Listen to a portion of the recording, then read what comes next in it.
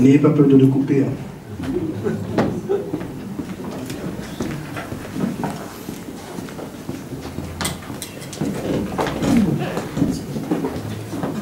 Alléluia.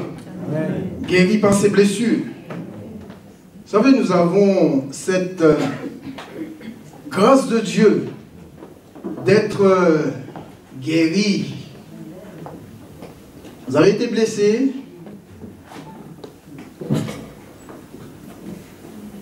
Vous avez été blessé.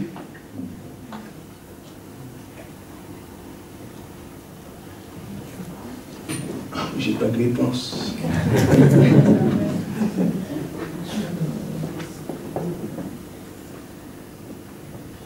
Moi, j'ai été blessé des fois.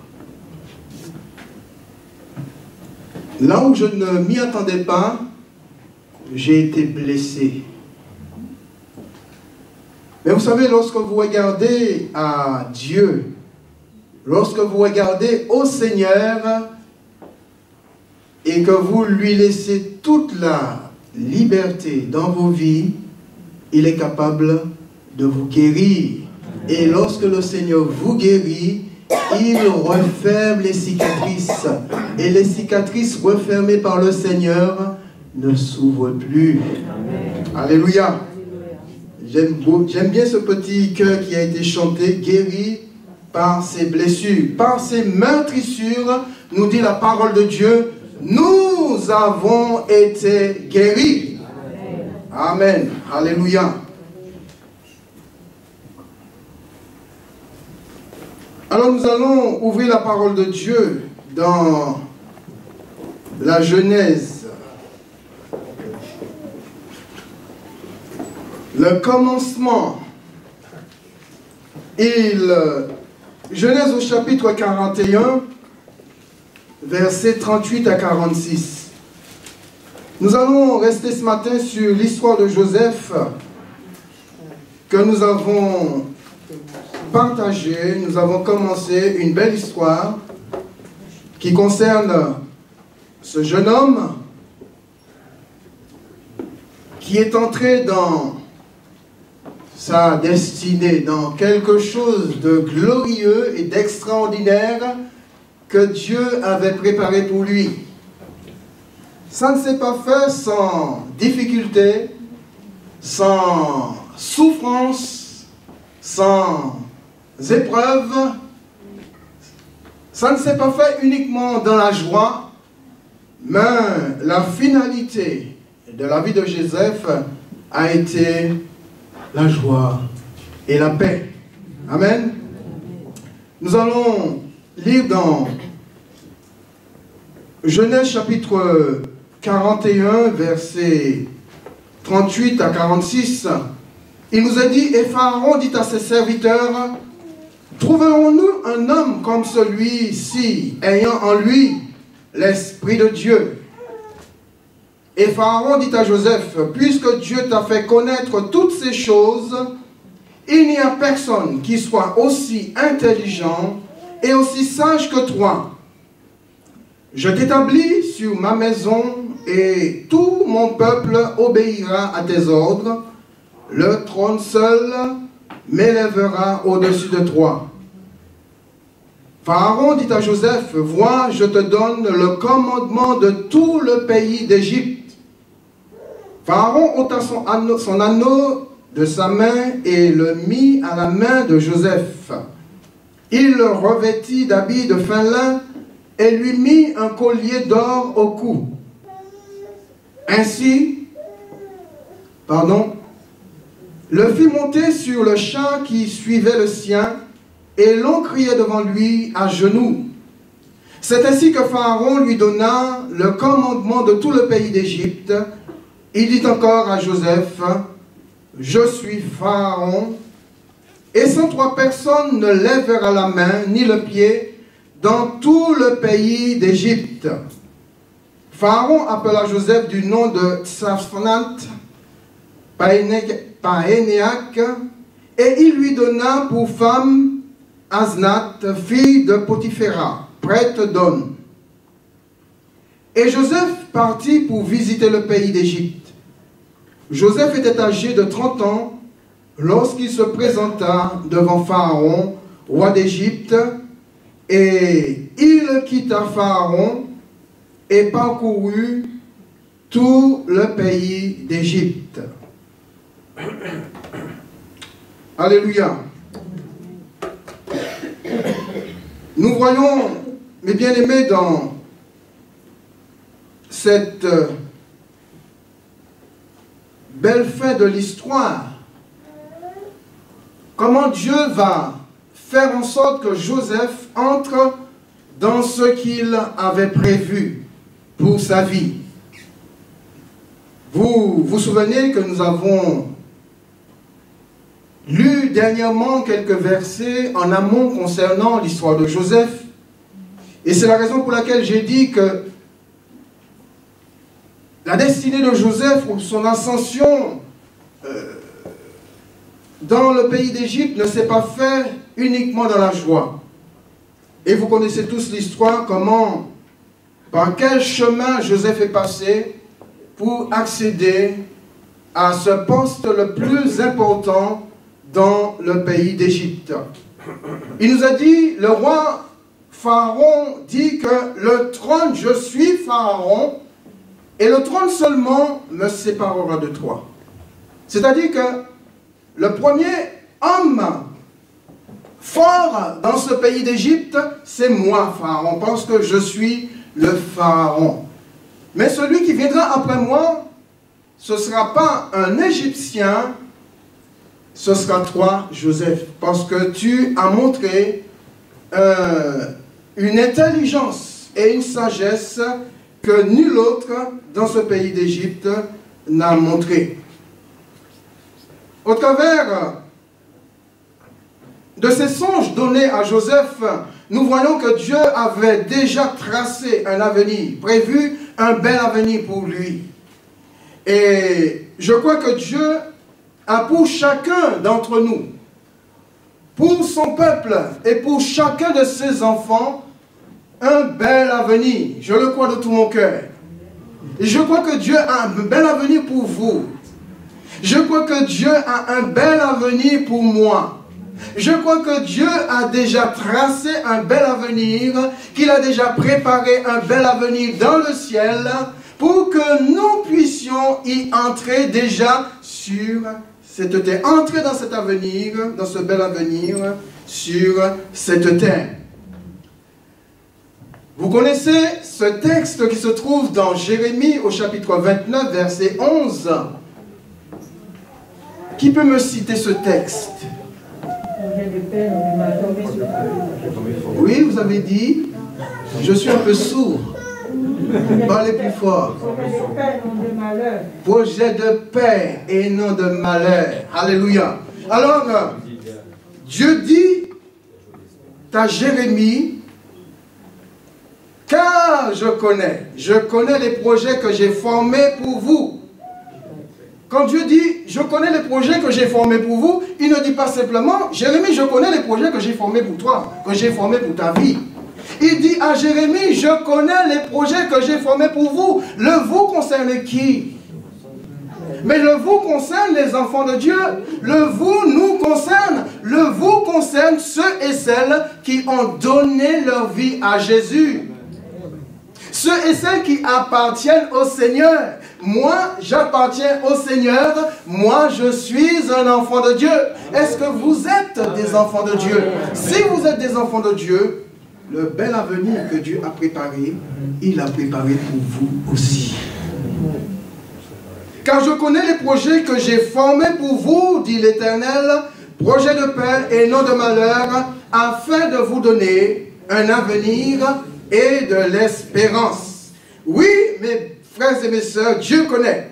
Dieu connaît ce que nous ne connaissons pas. Dieu connaît les projets qu'il a prévus pour nous, puisqu'il est lui-même l'auteur de ces projets.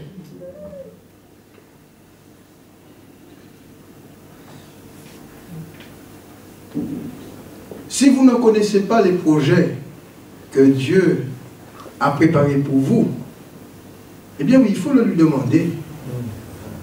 Il faut dire, Seigneur, mais qu'est-ce que tu as pour moi? Qu'est-ce que tu as pour ma vie? Seigneur, qu'est-ce que tu voulais que je fasse? Tu m'as appelé, tu m'as sauvé. Tu ne m'as pas sauvé simplement pour que je vive sur la terre uniquement. Tu m'as sauvé pour un but. Quel est le but de ma vie, Seigneur? Je me souviens quand j'ai donné ma vie au Seigneur, ma première prière a été: Seigneur, qu'est-ce que tu veux que je fasse? Un peu comme l'apôtre Paul. Seigneur, qu'est-ce que tu veux que je fasse? Et le Seigneur va lui répondre tout de suite ce qu'il devait faire. Et je peux vous assurer qu'instantanément, le Seigneur m'a répondu. Le jour même où j'ai prié, instantanément, le Seigneur m'a répondu. Je ne vais pas dire ce matin que le Seigneur va faire de même pour vous, qu'il va vous répondre instantanément. Il peut le faire, comme il ne le fera pas. Mais en ce qui me concerne, le Seigneur m'a répondu instantanément. Il m'a donné avec précision ce qu'il voulait que je fasse. Je ne dis pas que Dieu va nous donner, nous révéler tout ce que nous allons faire, tout ce qu'il a préparé pour nous de A à Z. Parce que si Dieu le faisait, on aurait dit: Seigneur, moi je ne veux pas. Je n'ai pas du tout envie, je préfère être tranquille. Je ne veux pas, Seigneur, passer par des épreuves, je ne veux pas passer par des tribulations, je ne veux pas, Seigneur, être ceci ou cela, ou être battu à cause de ton nom. Imaginez-vous que Dieu avait révélé à Joseph de A à Z les projets qu'il avait pour lui. Peut-être que Joseph aurait dit: ah, ça là, la prison là, les 13 années en prison là, c'est pas pour moi. Seigneur, laisse-moi tranquille, cherche quelqu'un d'autre. Mais Dieu nous révèle ce qu'il faut pour que nous puissions orienter notre vie dans la bonne direction. C'est-à-dire pour que nous puissions prendre les différents sentiers prévus qui vont nous conduire dans les projets que Dieu a préparés pour nous. Alors quand Dieu m'a révélé cela, eh bien, je me suis mis à préparer, à mettre ma vie entre les mains de Dieu pour que le Seigneur puisse me donner les orientations afin que j'entre dans les projets qu'il avait en réserve pour ma vie. Un avenir prévu et préparé par Dieu pour être accompli. La dernière fois, nous avons conclu l'histoire de Joseph avec 7 raisons pour un bel avenir et de l'espérance selon Dieu. Alors ce matin, je voudrais développer 3 de ces raisons. Et prochainement, nous allons poursuivre avec les 4 autres. Alors je dirais ce matin, premièrement, pour un bel avenir, selon Dieu, il faut une vie au service du Fils de Dieu. Il faut que ma vie soit au service du Seigneur. Si je veux que le Seigneur se serve de moi, si je veux que j'entre dans ce bel avenir que Dieu a en réserve, ou que Dieu a préparé pour moi, il faut absolument que ma vie soit au service de son Fils. Quand nous lisons dans Colossiens au chapitre 3, versets 23 à 24, l'apôtre Paul dit: tout ce que vous faites, faites-le de bon cœur, comme pour le Seigneur, et non pour les hommes, sachant que vous recevez du Seigneur l'héritage pour récompense. Et il conclut en disant: servez le Seigneur, servez le Seigneur, servez le Seigneur. Alors l'apôtre Paul appelle les Colossiens à se mettre au service du Seigneur. Et je crois que lorsque l'apôtre dit servez le Seigneur, c'est un cri émis du cœur de l'apôtre Paul qui reste un appel fort de Dieu pour tous les enfants, pour tous ses enfants. Quand Paul dit servez le Seigneur, eh bien, ce cri, je crois l'entendre par le Saint-Esprit qui m'appelle, qui nous appelle à servir Dieu. C'est peut-être le moment pour nous de nous lever et de servir Dieu. Nous n'aurons peut-être pas assez de temps, Parce que le temps nous est compté pour nous lever et servir Dieu. C'est aujourd'hui, comme nous dit la parole de Dieu, c'est aujourd'hui le jour du salut, c'est pas demain. C'est aujourd'hui que nous sommes appelés à nous lever pour servir Dieu, c'est pas demain. C'est aujourd'hui où le Saint-Esprit crie, appelle, interpelle chacun d'entre nous et nous dit de nous lever pour servir le Seigneur. Alors je dirais, mes bien-aimés, servir le Seigneur ce matin ne signifie pas simplement d'entrer dans un service quelconque, parce que je crois qu'il est nécessaire et indispensable en tant qu'enfant de Dieu que nous puissions servir dans une église. Dans une église.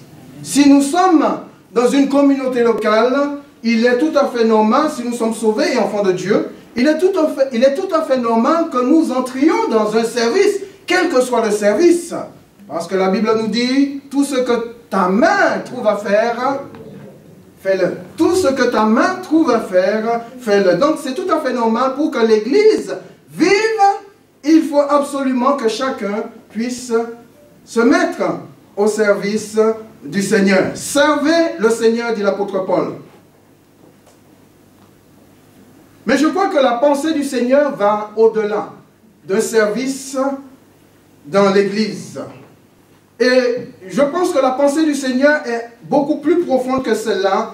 Elle va au-delà d'un simple service dans l'Église, mais elle nous pousse à donner notre vie ou à mettre notre vie tout entière au service de son Fils. Ma vie au service du Seigneur. Est-ce que, mes bien-aimés, votre vie est au service du Seigneur? Votre vie est-elle au service du Seigneur? Peut-être que vous servez le Seigneur dans un service et que votre vie n'est pas du tout au service du Seigneur. Quand Dieu dit, mon fils, ma fille, que je rajoute, merci ma soeur, donne-moi ton cœur, donne-moi ton cœur. Est-ce que Dieu nous appelle à lui donner notre cœur à moitié? Quand Dieu nous dit, donne-moi ton cœur, est-ce qu'il ne nous dit pas ce matin, donne-moi ta vie?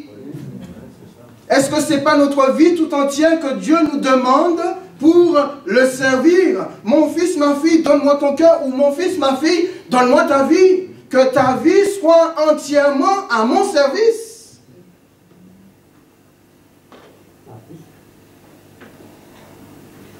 Peu importe là où nous nous trouvons dans le monde, peu importe ce que nous faisons dans ce monde, l'idée est que toute notre vie doit honorer le Seigneur. Paul dit que tout ce que vous faites, faites-le de bon cœur. Tout ce que vous faites, faites-le de bon cœur. Que ce soit dans l'Église ou que ce soit à l'extérieur de l'Église, tout ce que nous sommes appelés à faire, nous devrions le faire de bon cœur comme pour le Seigneur. Alors pour honorer le Seigneur, tout doit être fait de bon cœur. Et pour que cela se fasse de bon cœur, il faut absolument que je donne ma vie à Jésus.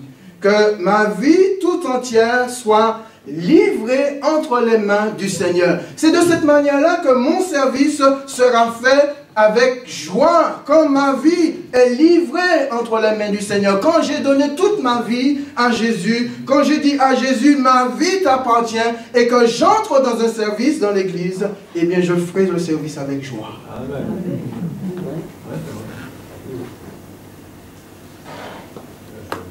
Vous savez, lorsque vous regardez la vie de Joseph, Joseph n'est pas entré simplement dans un service pour Dieu.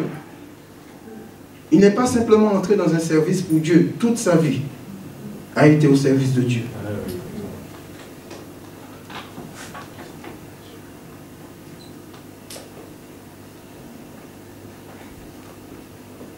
Pour un bel avenir selon Dieu, il faut, deuxièmement, vivre loin du péché.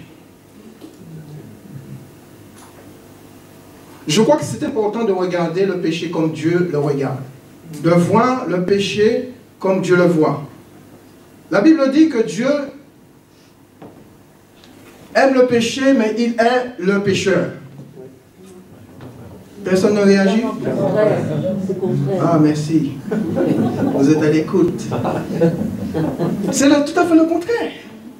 Parce que le Dieu que nous servons est un Dieu saint. Comment un Dieu saint peut aimer le péché et haïr le pécheur alors qu'il est l'auteur du pécheur, qu'il est le créateur du pécheur? Donc Dieu dit qu'il aime le pécheur, mais il est, du verbe haïr, il est le péché. Et lorsque nous réalisons que c'est à cause du péché que Jésus a donné sa vie, eh bien nous comprenons la laideur. Je crois que le micro ne veut pas que je parle. Nous comprenons la laideur du péché, la laideur de ce que Dieu est, comment Dieu, le péché répugne. Comment le péché répugne Dieu. Parce que c'est à cause du péché que Jésus est descendu. Jésus a quitté son ciel de gloire pour venir sur cette terre et prendre sur lui nos péchés et nos iniquités. Le châtiment qui nous était réservé est tombé sur lui. Et c'est par ses meurtrissures, comme nous dit la parole, nous sommes guéris et sauvés. Alors un enfant de Dieu qui se dit réellement être enfant de Dieu, il doit haïr le péché comme son propre père. Fuir le péché comme un vêtement souillé. Fuir le péché comme la peste. Un peu comme Joseph. Joseph était un véritable fils de Dieu. Il savait que son Dieu haïssait le péché. Et quand la femme de son maître va constamment venir devant lui à plusieurs reprises, eh bien Joseph, je te propose quelque chose, c'est bon pour toi, c'est bon pour moi. Joseph a dit non. Non, je ne veux pas. Je ne veux pas, non, je ne veux pas pécher. Non seulement, je ne veux pas faire du tort à mon Dieu, mais je ne veux pas non plus faire du tort à mon maître. Celui qui m'a tout donné dans sa maison. Comment pourrais-je faire un si grand mal?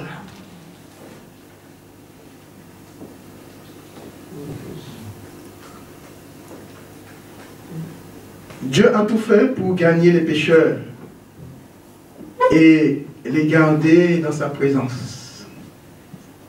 Et nous, ses enfants, nous devons aussi tout faire pour gagner les pécheurs, non seulement pour les gagner, mais une fois que nous les avons gagnés et qu'ils viennent dans la maison de Dieu, nous devons tout faire pour les garder dans la maison de Dieu. Vous savez, quand vous lisez dans la Genèse au chapitre 4, versets 6 à 7, il nous a dit, l'Éternel dit à Caïn, pourquoi es-tu irrité, Caïn? Et pourquoi ton visage est-il abattu? Certainement si tu agis bien. Et je précise, certainement si tu agis bien. Je précise encore, certainement si tu agis bien, tu relèveras ton visage. Et si tu agis mal, le péché se couche à la porte et ses désirs se portent vers toi. Mais toi, domine sur lui. Alors pour moi, il y a trois choses à retenir concernant le péché. La première chose, c'est que le péché, il va modifier l'aspect de mon visage. Vous avez déjà remarqué la différence il y a entre les enfants de Dieu qui ont un visage rayonnant, comme vous ce matin. Vous avez un visage radieux, qui illumine, qui éclaire. Un beau sourire, et ça me fait plaisir. Ça me fait chaud au cœur. Et le visage de ceux qui n'appartiennent pas au Seigneur. Il y a une différence, mes bien-aimés. Vous voyez la différence lorsque Moïse descend de la montagne, quand il ressort de la présence de Dieu, son visage est illuminé, éclair, à tel point qu'il était obligé de se mettre un voile pour ne pas éblouir le peuple. Alors Dieu va dire à Caïn, Caïn, il y a un problème. Ton visage est irrité, tu es en colère, tout simplement parce que tu n'agis pas bien. Alors Dieu voit déjà dans le cœur de Caïn le péché prêt à être consommé. L'irritation et la colère au fond du cœur de Caïn laissent apparaître l'abattement de son visage. Vous savez, des fois, on a beau vouloir cacher son irritation et sa colère à d'autres, mais tôt ou tard, le visage les révèle toujours. Je ne dis pas que chaque fois que notre visage est abattu, c'est le reflet de mauvaises choses dans notre cœur. Non. On peut très bien avoir un visage abattu sans pour cela qu'il y ait du péché dans notre vie. Il y a des situations qui peuvent faire que nos visages soient abattus. La perte d'un être cher, la maladie, la souffrance peuvent faire en sorte que nos visages soient abattus. Mais en ce qui concerne Caïn, son visage est abattu parce qu'il est irrité contre Dieu, irrité contre son frère. Il est en colère contre Dieu, en colère contre son frère, et Dieu va lui dire, Dieu va pointer le doigt sur ce qui ne va pas dans sa vie. Vous avez remarqué dans cette histoire que Dieu ne s'adresse pas du tout à Abel, parce qu'Abel agissait bien. Oui. Il dit d'Abel, il a dit d'Abel que l'Éternel porta un regard favorable sur lui et sur son offrande. Alors, quand j'ai lu ça, je me suis arrêté sur ce petit verset et j'ai encore fait une petite découverte. J'aime bien faire des découvertes dans la parole de Dieu. Ça vous intéresse, la découverte que j'ai faite?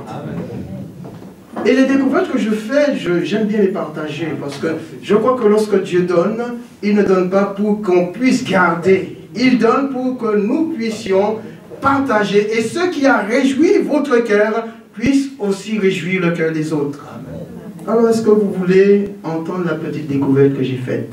Amen. Elle n'est pas énorme, mais elle a vraiment frappé mon cœur.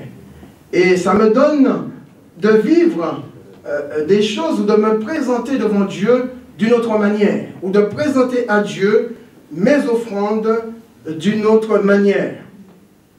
Alors, la petite découverte que j'ai faite en préparant ce message concernant ce verset, c'est quelque chose que je n'avais pas du tout remarqué. Des fois, on lit la parole de Dieu tellement rapidement, on ne s'arrête pas sur les mots, on ne s'arrête pas sur les phrases, on ne cherche pas à comprendre, on ne cherche pas les autres textes qui correspondent à ce verset, et puis on a une idée, peut-être même fausse, de ce que veut dire ce texte. Alors ma petite découverte, c'est qu'avant que Dieu ne porte son regard sur ton offrande, il la porte sur celui qui offre. Vous avez remarqué qu'il nous a dit, l'Éternel porta un regard favorable, non pas sur l'offrande d'Abel, mais sur Abel, en premier. Il va porter son regard sur celui qui apporte l'offrande, non pas sur l'offrande qui est apportée devant lui. Parce que celui qui apporte l'offrande est beaucoup, je dirais, beaucoup plus important que l'offrande elle-même. Parce qu'il y a comme, je dirais, une attitude à avoir devant Dieu en apportant son offrande. Quand j'apporte mon offrande devant Dieu avec un cœur reconnaissant, avec un cœur rempli d'amour, avec un cœur débordant de joie, avec un cœur disant à Dieu, je suis tellement reconnaissant Seigneur pour ce que tu fais et que je place mon offrande, Dieu reçoit mon offrande après avoir regardé mon cœur, après avoir vu mon cœur, après avoir vu ma vie. Et quand Dieu regarde Abel, il regarde ensuite, il voit la vie d'Abel, il agrée l'offrande d'Abel. Quand il voit la vie de Caïn, il rejette l'offrande de Caïn. Alors, je dirais, peut-être que je me trompe, hein, je n'ai pas la science infuse. On dit que Dieu a rejeté l'offrande de Caïn parce qu'il avait donné des fruits de la terre. Est-ce vrai? Je ne suis pas convaincu. Je ne suis pas convaincu parce que je dis, on offre à Dieu ce qu'on a. Abel était un berger, il a offert à Dieu un animal.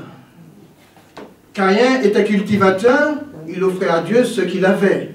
Mais lorsqu'il nous a dit que Dieu va regarder, va porter un regard favorable sur Abel, ensuite sur son offrande, et il va faire de même pour Caïn, et ensuite sur son offrande, c'est que quelque part, Caïn, en offrant à Dieu, il offrait de la mauvaise manière.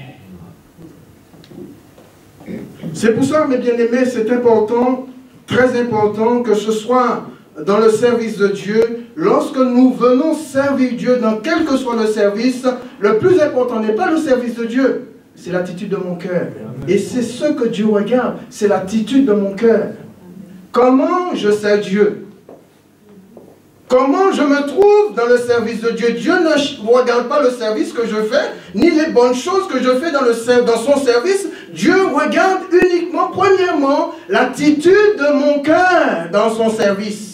C'est ce qui est propre pour Dieu. Alors quand mon cœur, quand ma vie plaît à Dieu dans ce service-là, eh bien, forcément, le service va plaire au Seigneur et Dieu va faire évoluer mon service. Le visage d'Abel reflétait certainement l'expression de tout ce qui était bon, tandis que le visage de Caïn reflétait tout ce qui était mal et mauvais. C'était pas bon pour Caïn. Et si c'était pas bon pour Caïn, c'était pas bon pour Dieu, parce que Dieu lui-même dit à Caïn, c'est pas bon. Et quand c'est pas bon pour Dieu, Dieu pointe le doigt et nous le dit. Dieu nous interpelle. Dieu n'interpelle pas Abel parce que c'était bon pour Dieu. Dieu interpelle Caïn parce que c'était pas bon pour lui. Et si Dieu nous interpelle, il ne nous interpelle pas pour nous écraser. Non, il ne nous interpelle pas non plus pour nous faire du mal. Si Dieu nous interpelle, c'est par amour. Dieu interpellait Caïn par amour parce qu'il aimait Caïn. Et il ne voulait pas Caïn fasse quelque chose d'irréparable. Et lorsqu'on ne veut pas être interpellé par le Seigneur, eh bien on va finir par faire quelque chose d'irréparable. C'est ce qui arrive à Caïn. Quand il ne va pas accepter l'interpellation de Dieu, quand il ne va pas accepter que Dieu lui dise quelque chose, eh bien, Dieu qui voulait le prévenir, Caïn, il faut que tu arrêtes. Parce que ce qui va suivre ne va pas être beau. Eh bien, quand on rejette l'interpellation du Seigneur, eh bien, on finit par faire ce qui n'est pas bien, qu'on regrettera certainement par la suite. Puisque vous connaissez l'histoire, Caïn va tuer son frère Abel. Dans Proverbe, au chapitre 4, verset 23, il nous a dit, garde ton cœur, plus que toute autre chose, car c'est de lui viennent les sources de la vie. Le cœur, c'est l'organe ou le moteur de l'être humain. C'est comme une voiture avec son moteur. Si vous enlevez le moteur de la voiture, vous aurez beau mettre de l'essence, la voiture n'avancera jamais. La voiture a besoin de son moteur. Eh bien, c'est pareil pour l'homme. Le cœur de l'homme, c'est comme un moteur. Donc, l'homme a besoin de ce moteur pour vivre. On peut vivre avec un autre organe, ou un organe en moins. Mais on ne peut pas vivre sans son cœur. Vous êtes d'accord avec moi? On ne peut pas vivre sans son cœur. C'est la raison pour laquelle le Seigneur nous interpelle en nous disant de garder notre cœur plus que toute autre chose. Plus que toute autre chose. Je veille sur mon compte en banque, mais le Seigneur dit laisse ton compte en banque tranquille. Veille sur ton cœur. Regarde à ton cœur. Laisse le compte en banque là. Ce n'est pas un problème ça, ce n'est pas un souci. Puisque moi je suis capable de prendre soin de ta vie. Tu vois, les oiseaux du ciel, comme ils sont en train de voler là, est-ce que ce n'est pas moi qui leur donne à manger? L'herbe des champs là, qui sont prêts à être jetés, brûlés, est-ce que ce n'est pas moi qui les revais? Salomon a-t-il été revêtu aussi beau que l'herbe des champs? Non, c'est moi qui prends soin des oiseaux, des animaux, c'est moi qui donne vie. Et c'est moi qui prends soin de mes enfants, c'est de mon peuple. Donc cette histoire de compte en banque, laisse tranquille, reste tranquille. Le plus important pour toi, c'est ton cœur. Ton cœur. Veille sur ton cœur plus que toute autre chose, nous dit la Bible, car c'est de lui que viennent les sources de la vie. Jésus dit, ceux qui souillent l'homme, ceux qui souillent l'Église, ceux qui souillent les enfants de Dieu, c'est parce que nous mangeons. Aujourd'hui, on se bat en disant, mais est-ce que je dois manger ceci? Est-ce que je dois manger cela? Paul dit, mangez de tout ce qui se vend sur le marché. Mangez de tout ce qui se vend sur le marché. Eh bien, Jésus dit, mais ce n'est pas ce que moi je mange qui me souille, ce n'est pas ce qui entre dans ma bouche qui me souille, mais plutôt ce qui sort de ma bouche qui me souille, et ce qui sort de ma bouche sort de mon cœur. Là où est ton trésor, là aussi sera ton cœur. Et c'est de l'abondance de la bouche que parle, pardon, c'est de l'abondance du cœur que parle la bouche. La seconde chose qui concerne le péché, Dieu dit qu'il se couche à la porte de ceux qui agissent mal. Qu'il se couche à la porte de ceux qui agissent mal.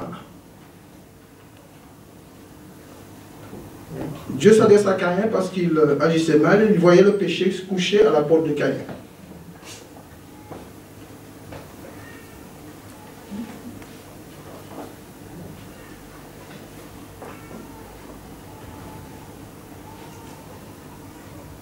Je crois qu'à l'origine du péché, il y a toujours de mauvaises paroles.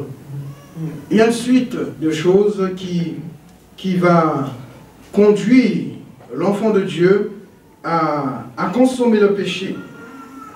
Ce sont les mauvaises paroles qui vont conduire, entraîner de mauvaises actions.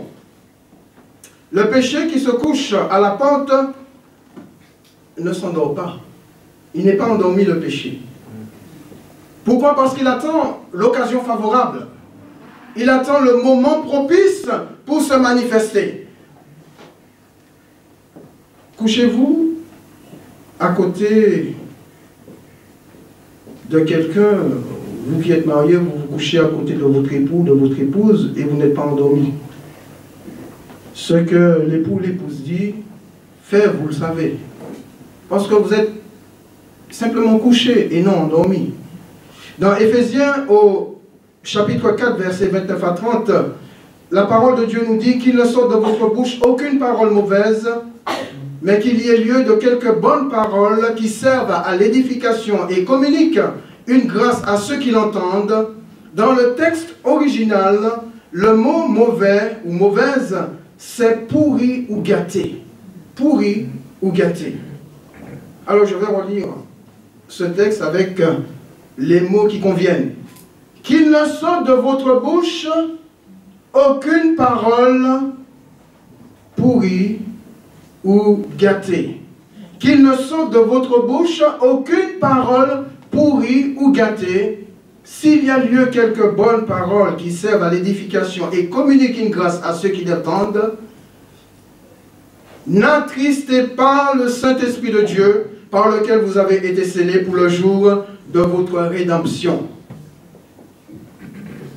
Vous comprenez que ce qui attriste le Saint-Esprit, ce ne sont pas les paroles qui servent à édifier, parce que les paroles qui édifient nous sont données par l'Esprit. Ce ne sont pas les paroles qui communiquent une grâce à ceux qui l'entendent, parce que les paroles gracieuses nous sont données par le Saint-Esprit. Ceux qui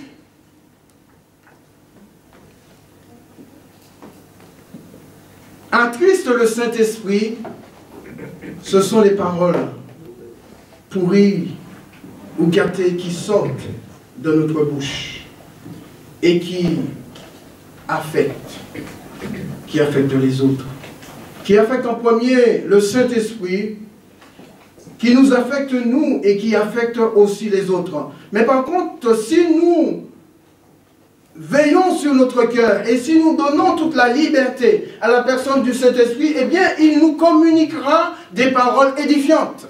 Moi, j'ai envie d'édifier l'Église. J'ai envie d'édifier mon frère. J'ai envie d'édifier ma soeur. J'ai envie d'être édifié par l'Église. J'ai envie d'être édifié par des frères et des sœurs. Et non le contraire. Parce que le contraire ne fait pas du tout avancer l'œuvre de Dieu.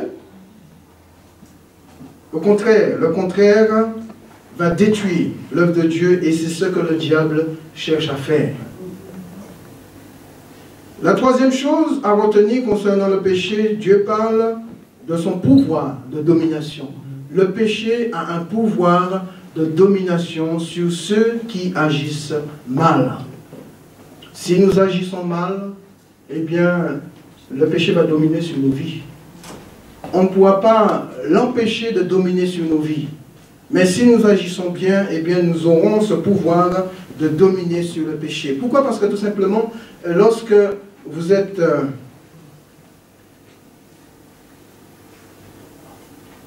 mort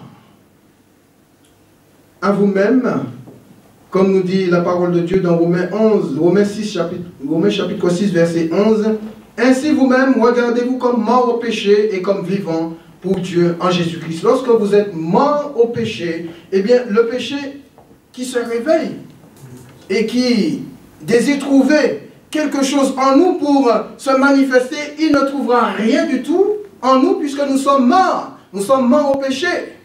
Est-ce que vous avez déjà essayé de faire parler un mort? Oh ben non. Est-ce que vous avez déjà essayé de faire agir ou réagir un mort? Pourquoi? Parce qu'il est mort. Et rien ne le fera réagir. Et rien ne pourra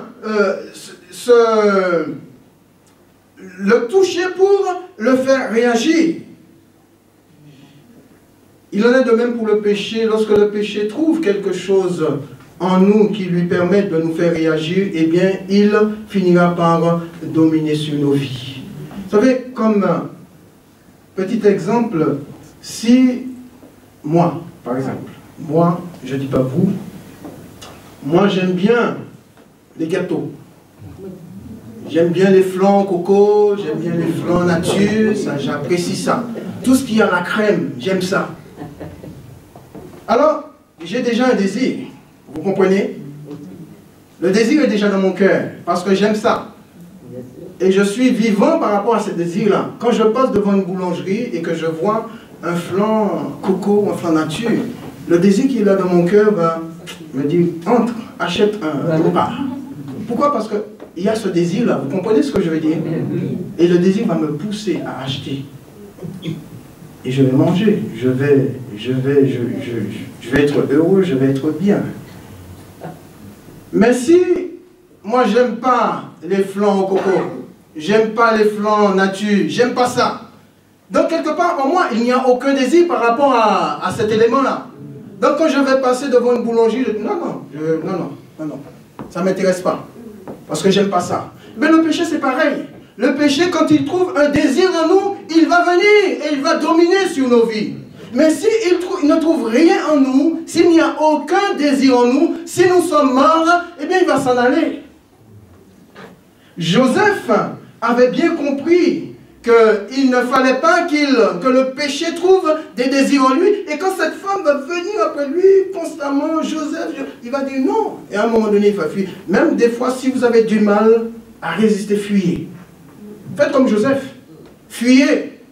Fuyez loin du péché afin de ne pas déplaire à votre Dieu. Donc, mort au péché et vivant pour Dieu en Jésus-Christ. Quand on est mort au péché, il n'y a plus de pouvoir, il n'a plus de pouvoir sur nos vies.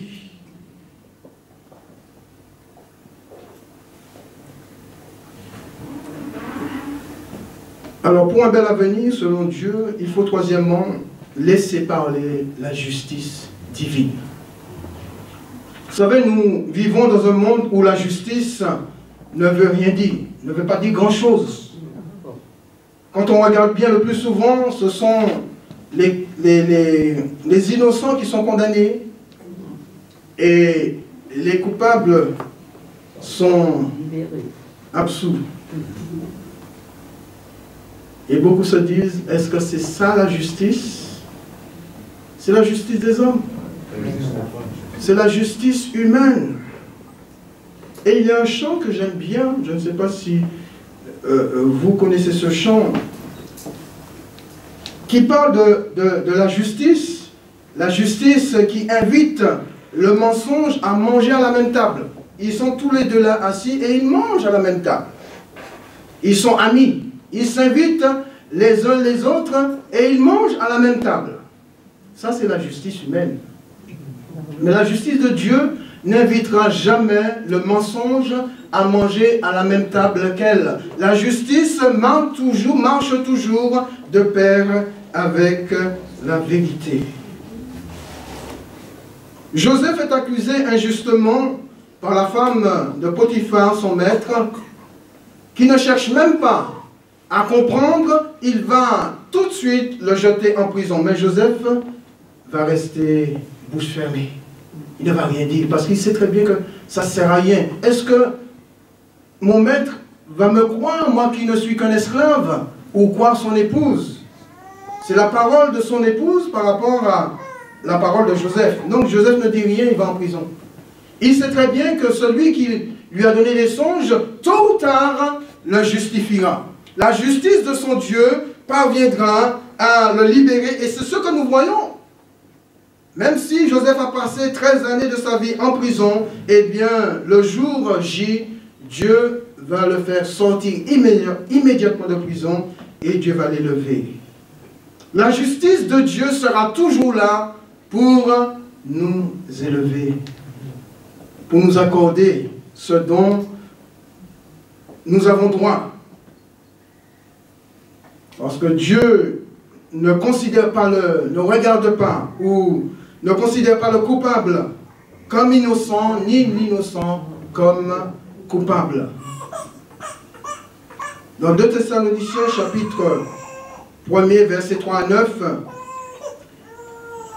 Paul dit, nous devons, frères, rendre continuellement grâce à Dieu à votre sujet, comme cela est juste parce que votre foi fait de grands progrès, et que l'amour de chacun de vous, tous, à l'égard des autres, augmente de plus en plus.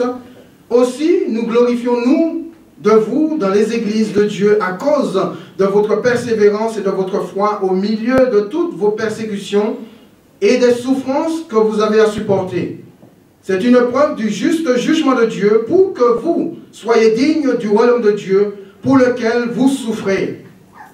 Car il est de la justice de Dieu de rendre l'affliction à ceux qui vous affligent et de vous donner à vous qui êtes affligés du repos avec nous lorsque le Seigneur Jésus apparaîtra du ciel avec les anges de sa puissance au milieu d'une flamme de feu pour punir ceux qui ne connaissent pas Dieu et ceux qui n'obéissent pas à l'évangile de notre Seigneur Jésus-Christ. Ils auront pour châtiment une ruine éternelle loin de la face du Seigneur et de la gloire de sa force. Et nous comprenons bien, mes bien-aimés, que nous avons tout intérêt à laisser Dieu nous justifier, à laisser le Seigneur nous rendre justice quand nous sommes accusés injustement. Si vous êtes affligé pour votre foi, si vous subissez des injustices à cause de votre persévérance, parce que vous persévérez en Dieu, abandonnez-vous tout entièrement entre les mains du Seigneur. Et laissez-le régler les choses pour vous. Quelquefois, il est bon, il est préférable de se taire que de parler.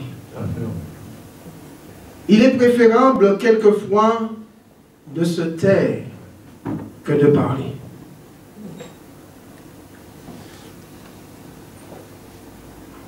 Dieu n'oubliera jamais ceux dont la vie lui ont été consacrés. Malgré toutes ces années en prison, Dieu n'a jamais oublié Joseph. De la même manière que Dieu n'a pas oublié Joseph dans sa prison, Dieu ne vous oubliera pas non plus dans la vôtre. Et je crois que ce qui nous arrive bien souvent, nous arrivent pour notre bien. Et quelquefois, nous sommes mis à l'épreuve par Dieu pour voir si nous persévérons, si nous allons jusqu'au bout avec lui. Et c'est notre persévérance dans l'épreuve, notre persévérance dans la souffrance, notre persévérance dans la maladie. Lorsque nous nous attachons au Seigneur, malgré toutes ces choses, eh bien Dieu se glorifie. Parce que Dieu se dit, malgré tout ce qui lui arrive, il m'aime, elle m'aime quand même. Tout ce qui est arrivé à Job, jamais Job n'a maudit Dieu de ses lèvres. Et pourtant, même son épouse lui a dit, tu tiens ferme dans ton obéissance et dans ta foi. Maudit Dieu et meurs. Maudit Dieu et meurs. Job a dit, non. Moi, je connais mon Dieu. Je ne sais pas ce qui m'arrive là. Je ne sais pas ce que je suis en train de vivre là. Je ne sais même pas, il ne savait même pas que c'était une guerre entre Dieu et l'adversaire. Il ne savait même pas que Dieu était en train de lui faire confiance. Il a dit non, je ne maudirai jamais Dieu.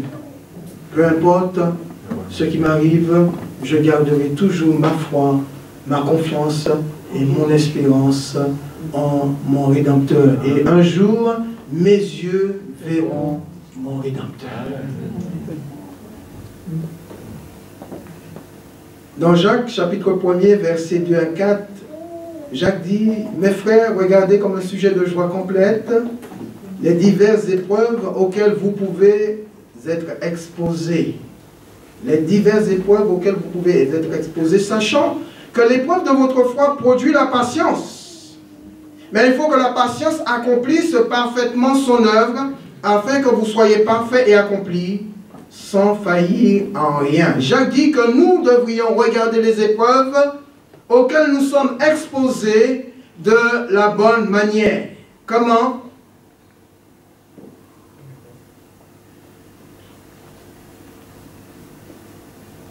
Eh bien, tout simplement comme des choses précieuses que Dieu utilise pour nous parfaire, à tel point que rien ne nous déstabilise dans notre foi et que nous parvenions à aller jusqu'au bout de notre engagement avec Dieu. Donc les épreuves, je ne me réjouis pas des épreuves, mais je me réjouis de ce que mon Dieu est plus grand que mes épreuves. Et qu'il est capable de m'en sortir, de me sortir de quelle que soit l'épreuve, quand il lui semblera bon. Alors, je crois que lorsque nous comprenons les raisons pour lesquelles Dieu se sert des épreuves, eh bien, nous allons nous réjouir de ce que Dieu se glorifie dans notre persévérance au milieu des épreuves. Les gens vont dire, malgré tout ce qui arrive à cet homme, à cette femme, il continue à prononcer le nom de Jésus, il continue à croire en Jésus, il continue à faire confiance à Jésus, il continue à dire qu'il est chrétien, qu'il est enfant de Dieu, malgré... Oui, malgré tout ce qui m'arrive, je continuerai parce que je sais que mon espérance n'est pas dans ce que je vis ici-bas, mon espérance est là-haut dans le ciel. Et peu importe ce que je vis ici-bas, si le Seigneur m'en délivre, que son nom soit béni, si le Seigneur ne me délivre pas, eh bien, je sais que la finalité de ma vie, c'est d'être dans la présence de mon Seigneur. Et c'est tout ce qui importe pour moi.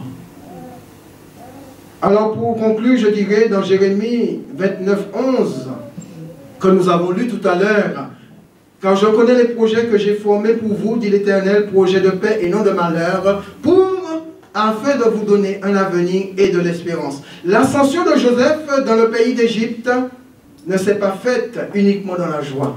Quelquefois, on croit que les projets de paix et de bonheur que Dieu a pour nous, ces projets-là vont se faire uniquement dans la joie. On sera dans la joie, oui, c'est les projets, Dieu a préparé ça pour nous, on va vivre dans la joie tout au long de ces projets. Non. Le cheminement que nous allons emprunter, le chemin que nous allons emprunter sera parsemé d'épines, de ronces, d'épreuves, de montagnes, de géants que nous devrions affronter. Et à chaque épreuve, nous allons comprendre que notre foi grandit. Amen. Notre persévérance grandit. Jusqu'à ce qu'aucune montagne ne nous fera peur, aucun géant ne nous fera peur, aucune ronce ni épine ne nous blessera pour nous empêcher de continuer à marcher. Mais nous saurons une chose, une fois que nous avançons avec Dieu, que nous passons les épreuves, que nous traversons, que nous déplaçons les montagnes par la foi, eh bien, notre foi grandit et rien ne peut nous empêcher de poursuivre notre route avec le Seigneur jusqu'à ce que nous soyons parvenus ou jusqu'à ce que nous puissions entrer dans sa présence. Si l'ascension de Joseph dans le pays d'Égypte ne s'est pas faite uniquement dans la joie, la nôtre dans ce monde ne se fera pas non plus dans la joie. Nous avons comme exemple Joseph.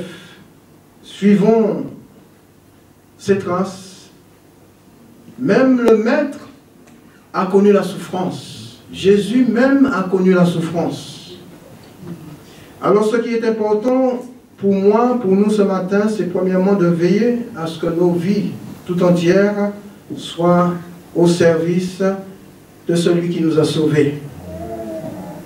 Et deuxièmement, de veiller à ce que le péché s'éloigne loin de nous, qu'il n'y ait rien en nous qui puisse faire en sorte que le péché dise « j'ai un droit sur sa vie ».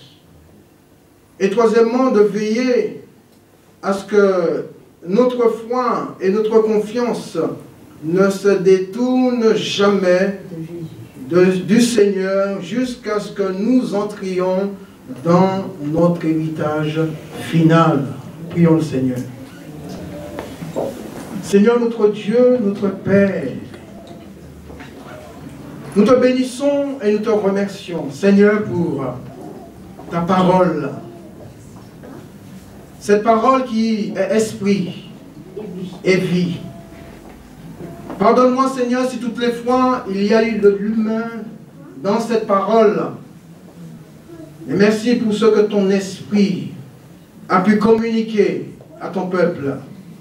Que ton peuple retienne uniquement ce que l'esprit a communiqué. Et que nous puissions tenir compte de ce que toi tu nous as dit ce matin, de ton interpellation ce matin, Seigneur. Merci pour ma propre vie, merci pour nos vies, merci pour l'Église du Val d'Orge.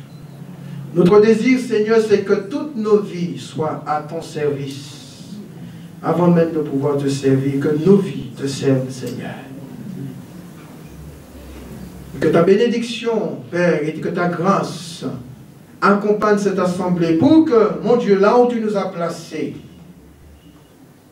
cette ville et les villes environnantes, pouvoir briller le Christ au travers d'elle. Nous voulons voir, Seigneur, dans la ville de Monson, le Christ briller au travers de l'assemblée du Val d'Orge. Nous voulons voir, Seigneur, dans les villes environnantes, le Christ briller au travers de la vie de chaque membre de cette assemblée.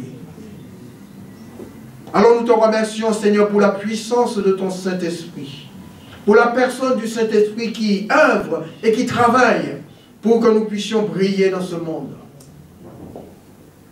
afin de voir des âmes venir à toi. Alors sois béni, mon Dieu, mon Père, dans le nom de Jésus. Amen. Amen. Amen. Je vais laisser la place. Alléluia.